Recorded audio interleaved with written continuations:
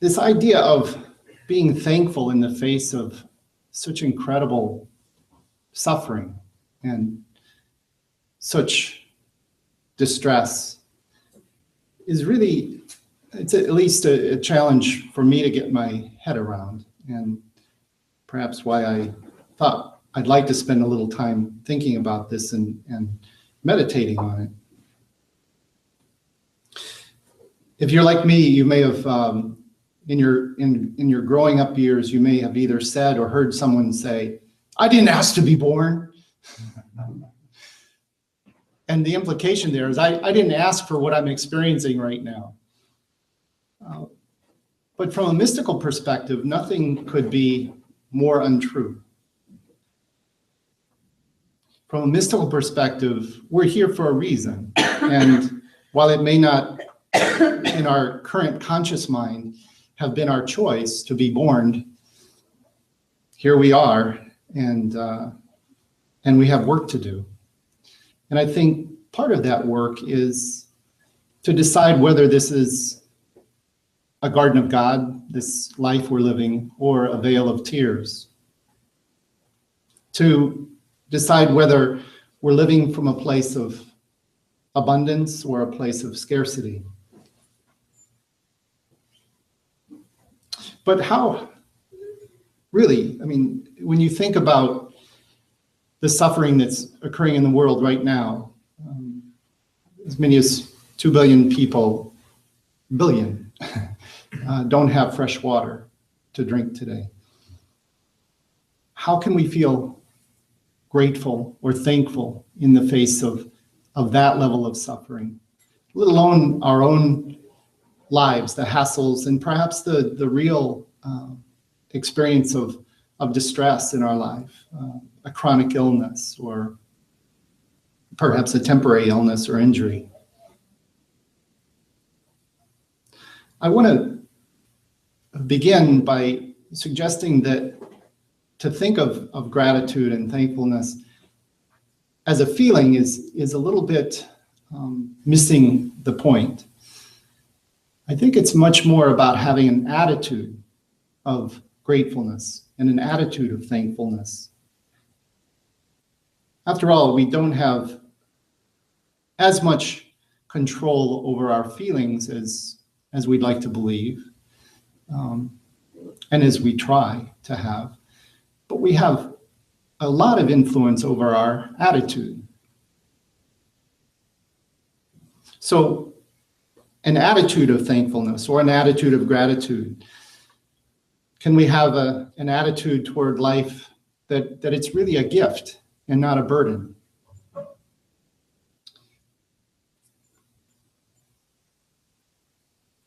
But it really seems very, very challenging to feel grateful in the face of suffering. And I turn to Brother David Steindl-Rast, this Benedictine monk who you may have heard of. He has spent probably the last 20 years or so really focused on this concept of gratitude and the experience of gratitude. And I've shared this piece before, but I think it's so meaningful, especially with regard to the topic today, that I wanted to read it again. This is a correspondence that Brother David had with someone who was questioning him or asking about gratitude in the face of suffering. And the questioner poses this: life has handed me some very trying times lately. I've just been laid off from my job. One of my children is having trouble in school, and my father is very sick and needs help. I know I should feel grateful for all that we do have: a roof over our heads, food, and support from friends and family.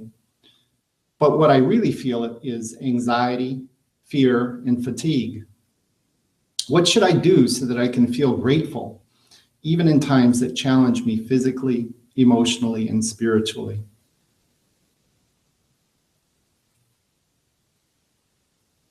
It's a pertinent question, especially in light of the the topic today. And Brother David responds in this way. He says, this is the kind of question I am slow in answering. What slows me down is respect for what you are going through, respect for you. In your situation, almost any answer must sound glib. What I can do is wait and let myself feel your anxiety, your fear, and fatigue as fully, as painfully as I can before attempting to answer. When I ask myself, would I feel grateful if I had just been laid off from my job, not to mention the other challenges you are facing? The answer is no. How could anyone in your position feel grateful? But gratefulness is not a feeling. Gratefulness is an attitude. Even though we have a grateful attitude toward life, we may or may not feel grateful. No should applies here. Our feelings are not under our control, only our attitude is.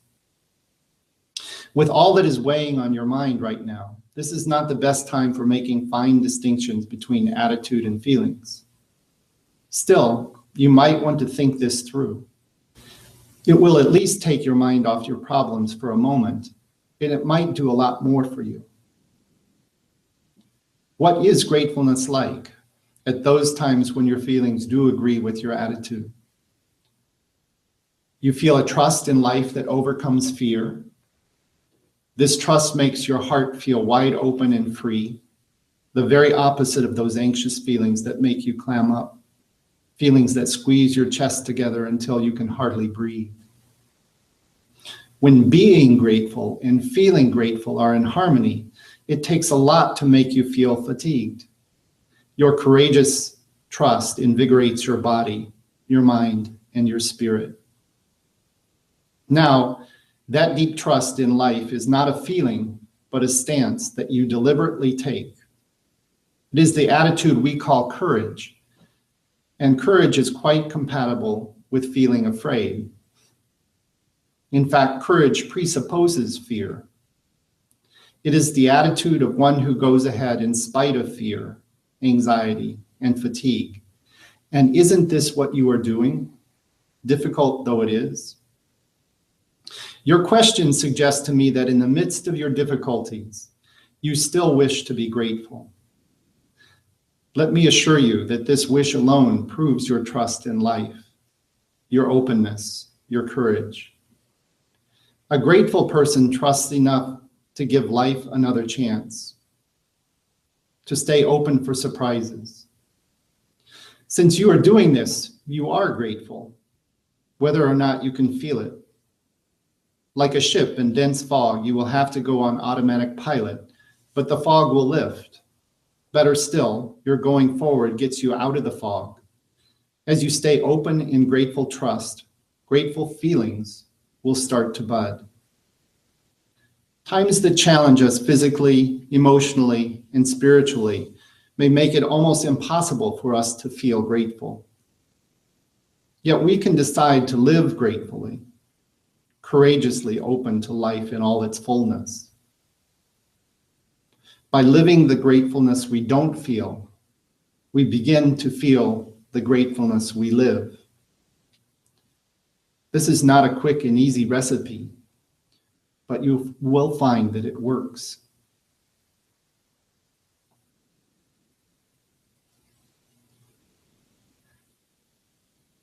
I find that an incredibly eloquent response to a very difficult question for a person in a very difficult time of life.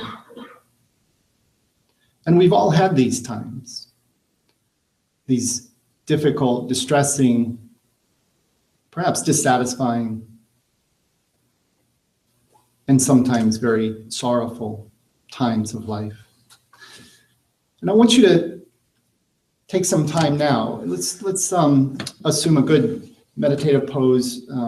Perhaps if you're sitting on a chair, just noticing your posture for a moment and making any adjustments that you need to make to to sit comfortably for the next few moments. And if you're sitting on the floor, just do the same. Make any adjustments that you need to make to sit comfortably for the next few moments.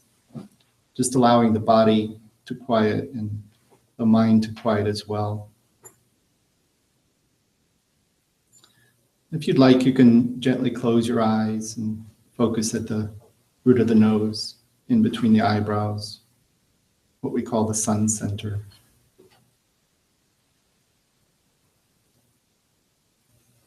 And I want to invite you to just float back over your life and think of some of the worst moments in your life, times of sorrow, times of loss, times of sadness.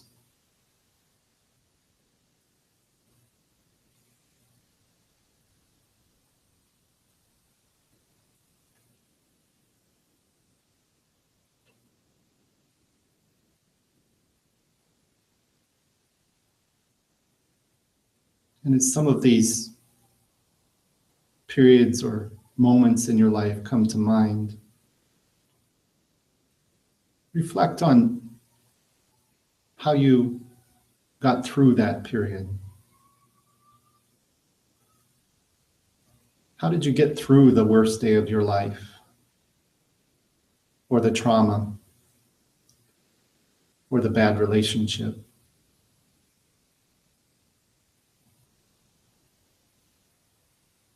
How did you make your way out of the darkness?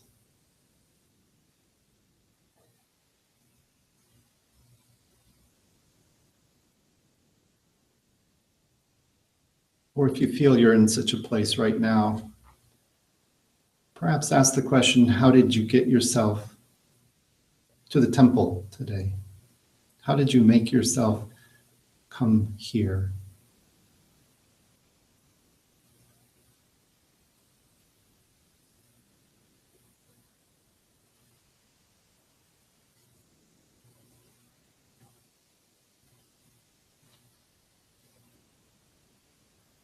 As you float back over the years, now I'd like you to choose one event, not a current event, but a past event.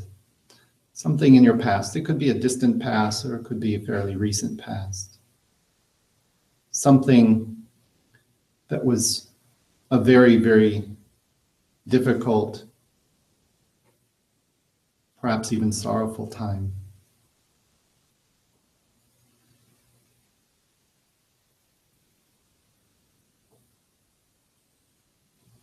And in recollecting that one moment, try to pull it up as vividly as you can. See it in your mind's eye.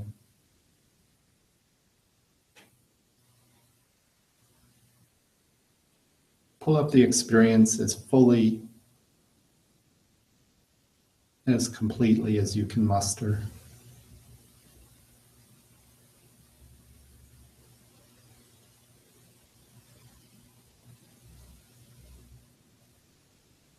And in pulling it up and recollecting it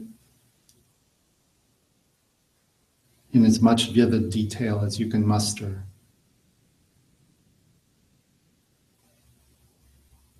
just notice what effect it had on you as a person. Did it change you in some way?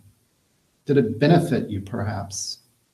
Did it bring out some strength that you didn't know was there? Maybe even the strength of vulnerability, which is a strength.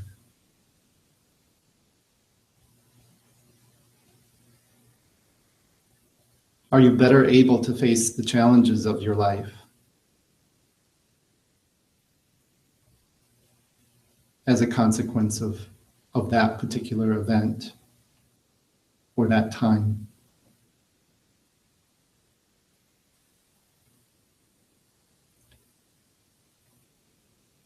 Has the event put your life in greater perspective?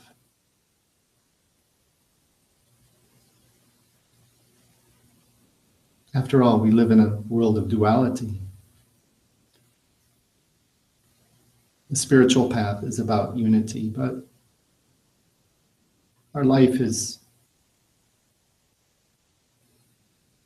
is predominantly living in this world of opposites.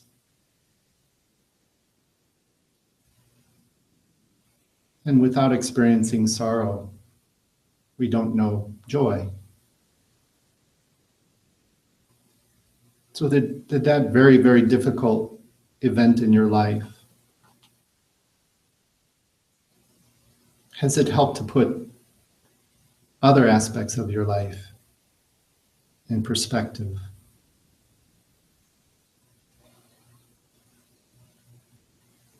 Are there people and experiences in your life today that you appreciate more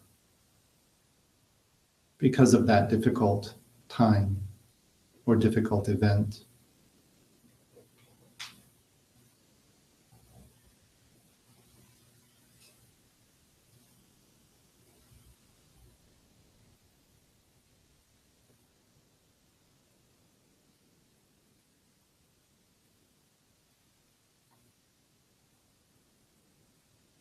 As you sit with this recollection and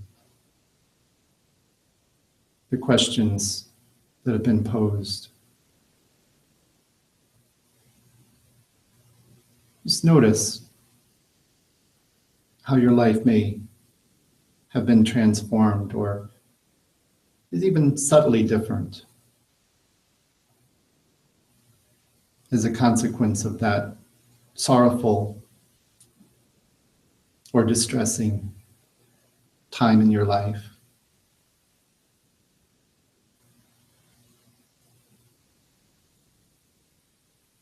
And you can allow it to dissolve away in your mind's eye. And just notice, that was then, this is now.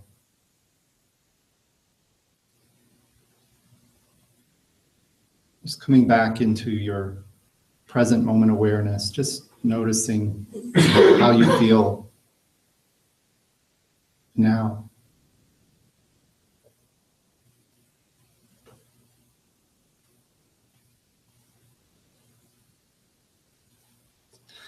Shanti.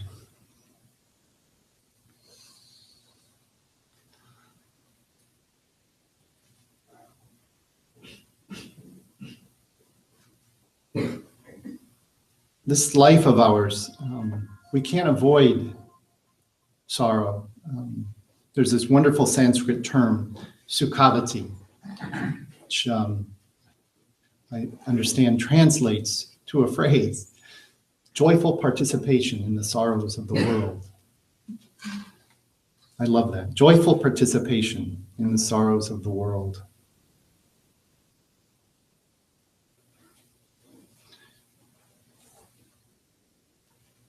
It's not that we're grateful for sorrowful events, but they do have the ability to transform us, to help us appreciate life in all its breadth, in all its depth.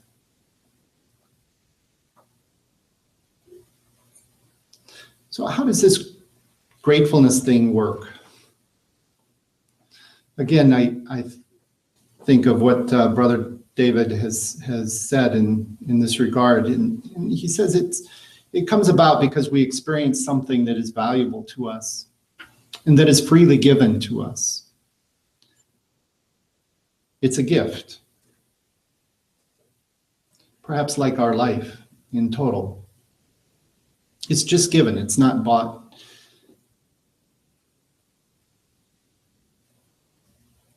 And out of that freely given gift, we can experience sort of a spontaneously arising sense of gratitude.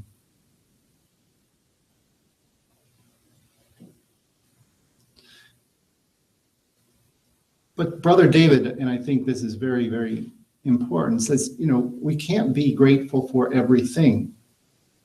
Of course, we're not grateful for lack of clean water, for lack of food, for war, for violence. We can't be grateful for everything, but he argues that we can be grateful in every moment because every moment is a given moment. It's a gift. And so not being grateful for everything doesn't mean that we can't practice an attitude of gratitude in every moment. And if we look closely, for example, oftentimes if we look at our public figures, boorishness is countered by incredible dignity. And sometimes we see atrocities and they are countered by incredible gifts of unselfish love, of courage. And so, again, what we're grateful for is not everything, but we're grateful for the opportunity that each moment presents us to make a choice, the opportunity to choose how it is that we're going to experience that moment.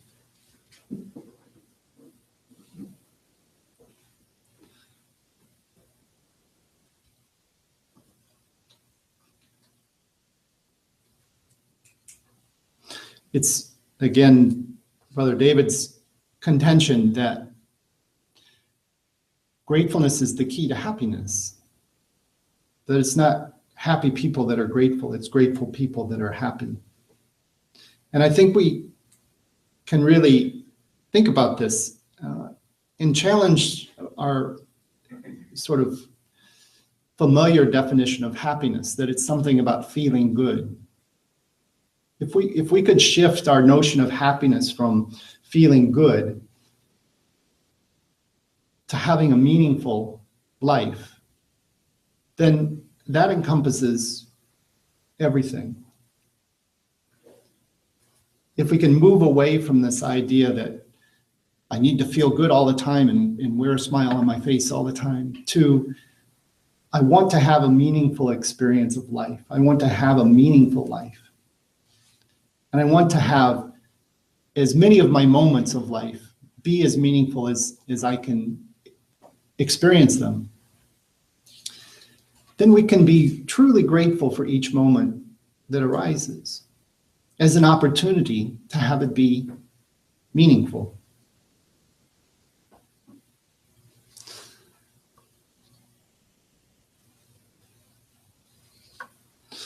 There's this wonderful formula, and it comes out of the sense that being thankful and thoughtful derive from the same root.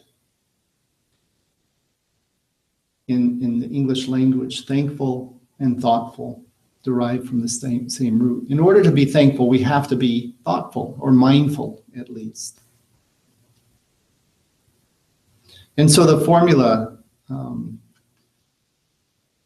is one that we learned when we were very young, before we ever wished to cross the street. You know, some adult probably told us along the way, stop, look both ways, and then go, cross the street. And this is Brother David's formula for cultivating gratitude and thankfulness in our life, that we need to take a moment to stop, to be thoughtful, to be mindful, to be reflective. We need to look. And then we need to do something. Because counter to what one's first impression might be about this attitude of gratitude, it's not Pollyannish. It comes with a responsibility. If we're grateful, we're connected. We're grateful for something, or we're grateful to someone. We're thankful to someone. And that's an interesting distinction between thankfulness and gratitude. Thankfulness is a little bit more active and a little bit more personal. So when we're thankful to someone or something, there's an underlying responsibility. We pay it forward, or we give back, not as a quid pro quo, not as an exchange, not as some sort of capitalist event, but because we feel a sense of responsibility. So it's not just positive thinking. It really comes with an expectation. After all, if we're not just feeling it on some superficial level, it's going to have some energy that's going to call on us to act.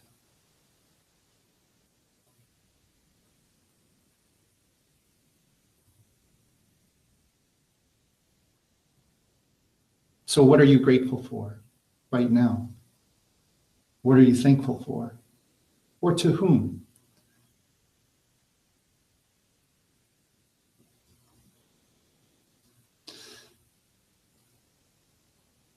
There's actually a psychological science of gratitude, if you didn't know this. It's pretty fascinating, and there's a lot of fairly robust findings. Much of this research has been done by a psychologist named Robert Emmons in the California system of higher ed.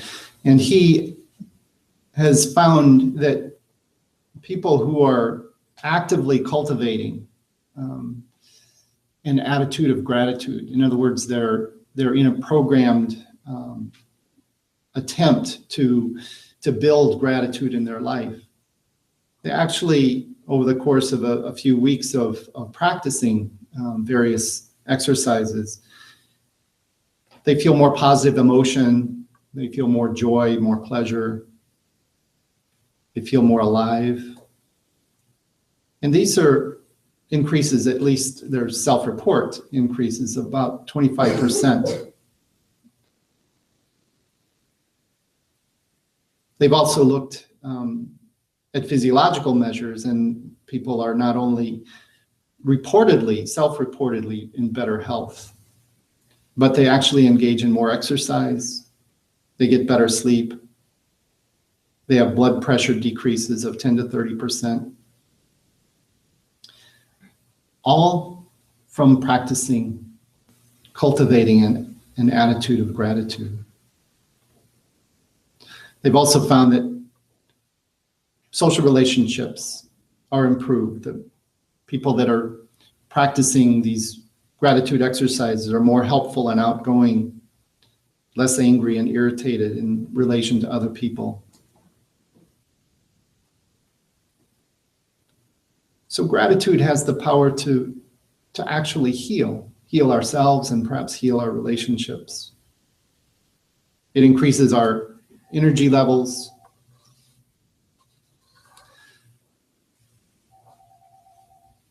But there are these obstacles.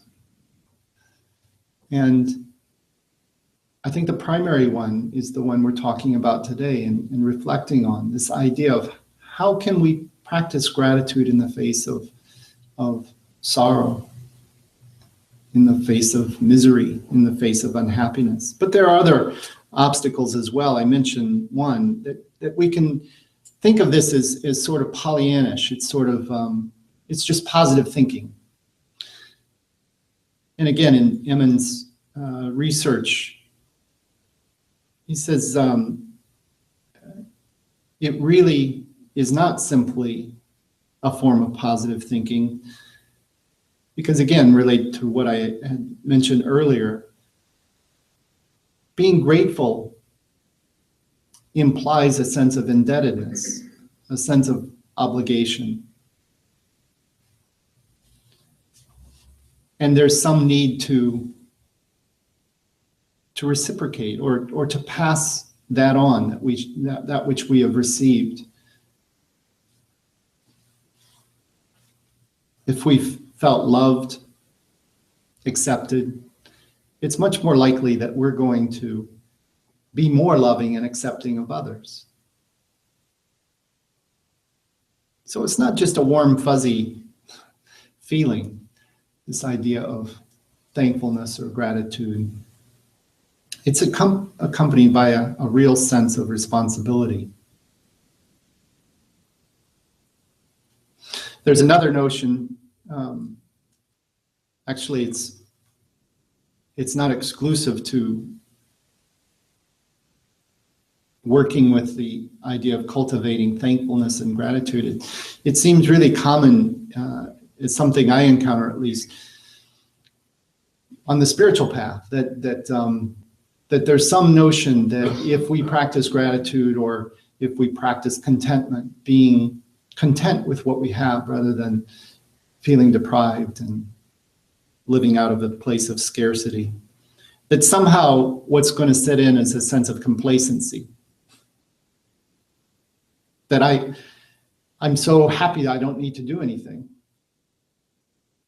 I don't need to work. I don't need to stretch. I don't need to grow. And again, in the psychological research, nothing could be further from the truth of the findings. People who are actually practicing these gratitude exercises, they're more successful at attaining the goals they set for a given day. They seem to work harder because they feel more energetic and alive and awake. Gratitude seems to lead to action, not to complacency.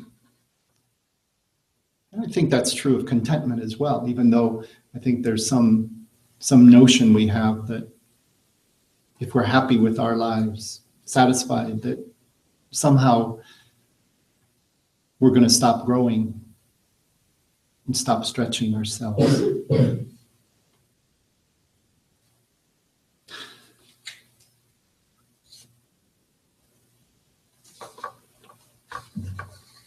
So one of the things that we do, and that is a bit of complacency, is we kind of begin to take things for granted. I mentioned how many people on the face of the planet today will go without clean water. But how many of us started our day today drinking a glass of water and really appreciating it for what it's giving us, and for our access to it, and for the ease with which we are able to have that glass of water.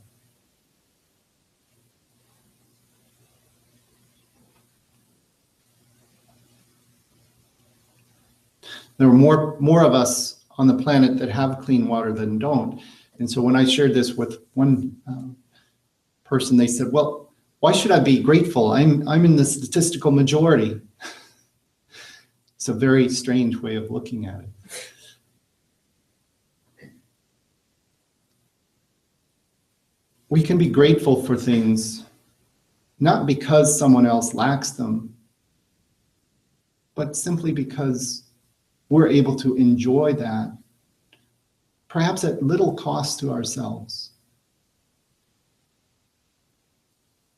And so, again, turning to Brother David, he tells a story of having done some mission work in Africa and come back to his monasteries in upstate New York, and he'd come back to the States, and the first few days he would turn on the tap, and it would be this, cold water just running freely. And that was not his experience in Africa. And he would be joyful and be so grateful for this. And then he would turn on the tap that was the hot water. It was hot water. And he was so grateful for this running hot water. And he would turn on the light, flip the switch, and there would be light. So easy. And he would feel this great sense of gratitude. But then within a few days' time, he was aware of something. He was turning on the tap with the cold water, tap with the hot water, the light switch. And he wasn't feeling grateful anymore. He'd kind of gotten accustomed to it. Complacency had set in. And so he did something that I think is instructive. It may be something for all of us. We don't have to go overboard here, but he put little sticky notes. Cold water, hot water, light.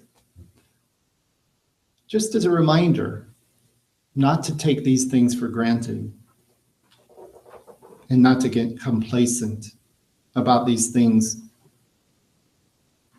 that for at least for a while he was appreciating so much. If you've ever gone camping, you know, the challenge of preparing a meal or just eating your trail mix and getting down to that last peanut. And then you come back to your comfortable home, regardless of how richly your surroundings are attired, you feel this sense of abundance. Maybe the fridge isn't fully stocked, but it's a lot easier to cook a meal in your apartment or your house with a stove than it is over a fire.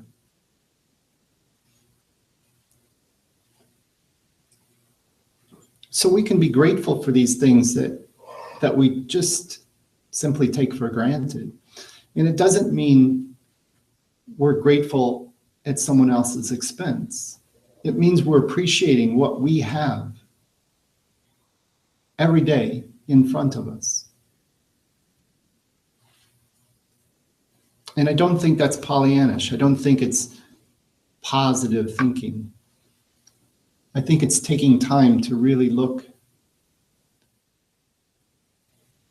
and really appreciate our lives as we're living them.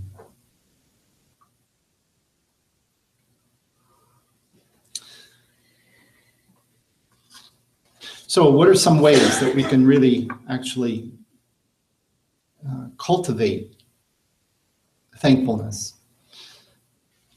One of the things that's tried and true is keeping a gratitude journal and just writing down 3 or 5 things each day that you're thankful for.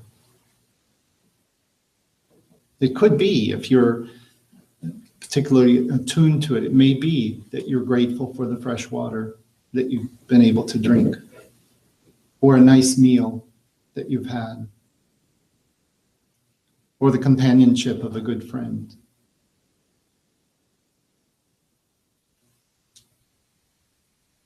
It doesn't have to be something that we might think of as being extraordinary. If we're really paying attention, there's so much that we could be grateful for in each given moment. So I would encourage you to try this for, typically it's in the studies that are conducted, it's done for a couple of weeks, two or 3 weeks.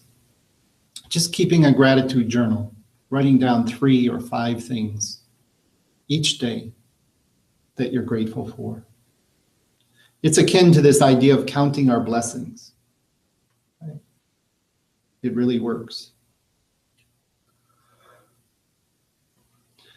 We could use visual reminders in the way that Brother David did.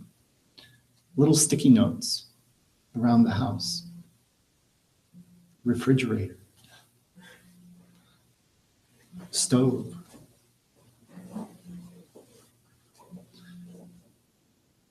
Another way would be to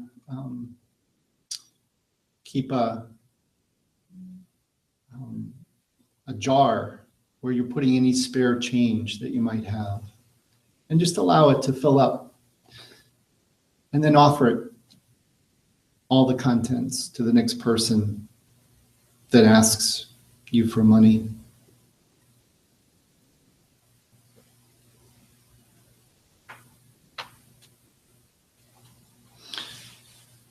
We can look to exemplars or people in our lives who we see giving of themselves freely without any expectation of return.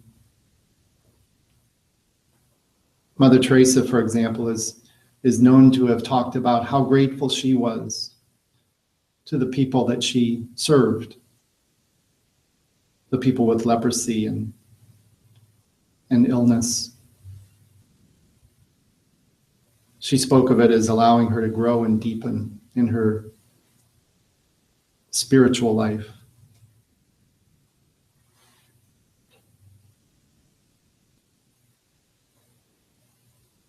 We can be grateful to give, just as I said, with the storing up of our coins and taking those coins and giving them to someone that we encounter who asks for money.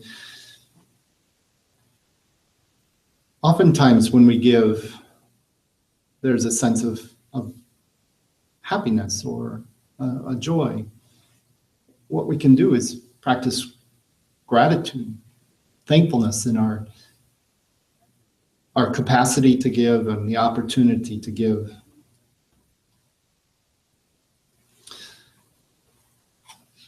Wonder is a great way of practicing gratitude, to be able to get away from the light pollution of the city and to look up in the sky on a clear night and see the vastness, really, of the universe, even though we have a very limited perspective of it. Or to simply look at a beautiful sunset or watch a winter storm come and go.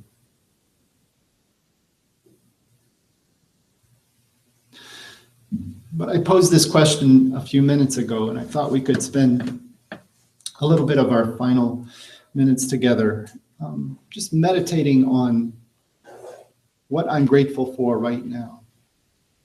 So if you would just, again, assume a good meditative pose and make any adjustments that you need to make to sit comfortably for the next few moments. If you'd like, you can gently close your eyes and again focus on the sun center at the root of the nose and between the eyebrows.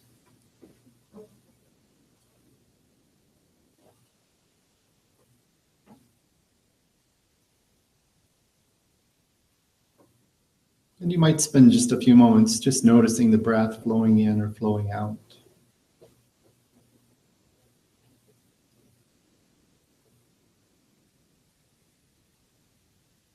The breath is something we often take for granted.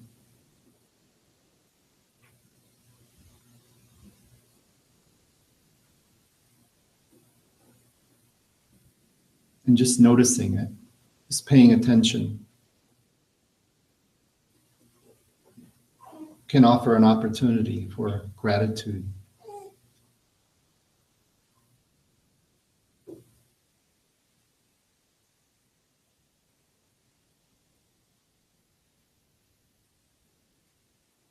Perhaps as you observe the breath, you might experience a bit more spaciousness in your mind, a bit more quiet.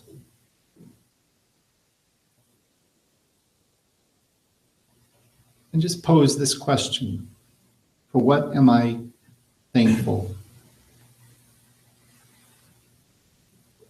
right now, at this moment?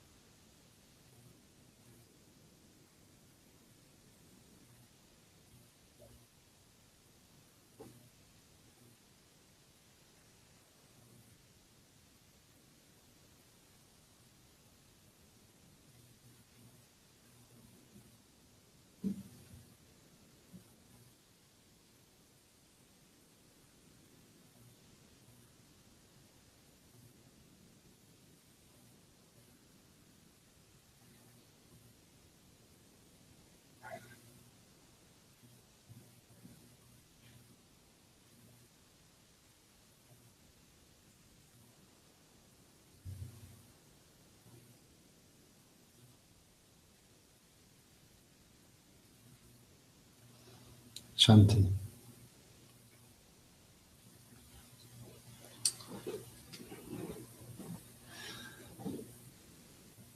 I might have interrupted you. Hopefully, our list is very lengthy, and we could go on in calling up the things that we're thankful for in this moment. One of the things that occurs to me is this moment didn't have to happen. You didn't have to come today. You made a choice. We each made a choice to be here and to share in this moment together. And this moment depends on choices that were made by others years and years ago to create this space, this temple of Kriya Yoga. There's a thankfulness that I have for Swami Abhinanda for the sacrifices that he made in creating this temple and giving us a place to come together and to share our energies.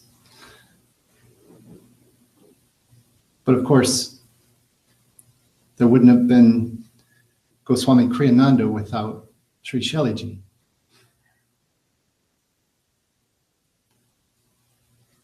And there wouldn't have been a Sri Sheliji without a Yoganandaji. And we can go back and back and back. We're all connected. It's all connected. And so when we think of being thankful in any given moment, our list may be infinite.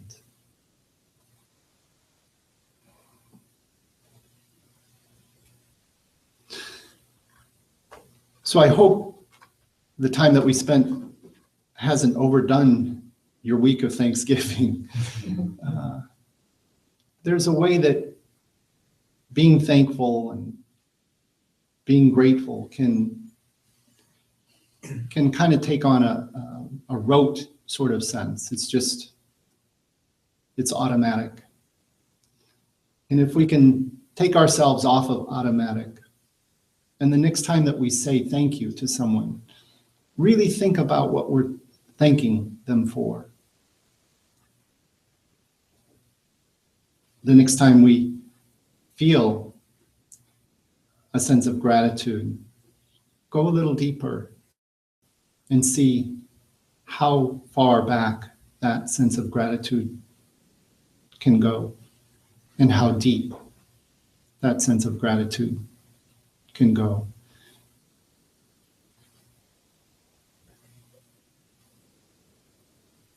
So we can't be thankful for everything, but we can be thankful and grateful for each moment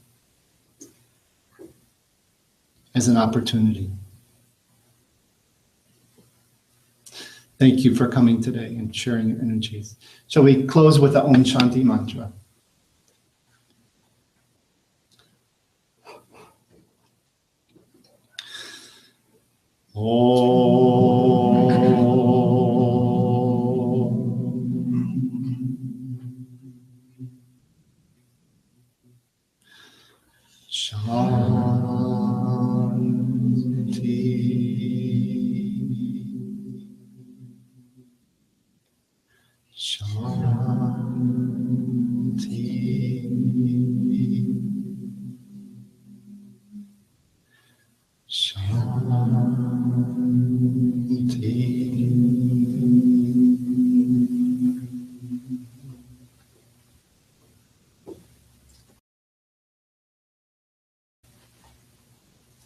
Shanti.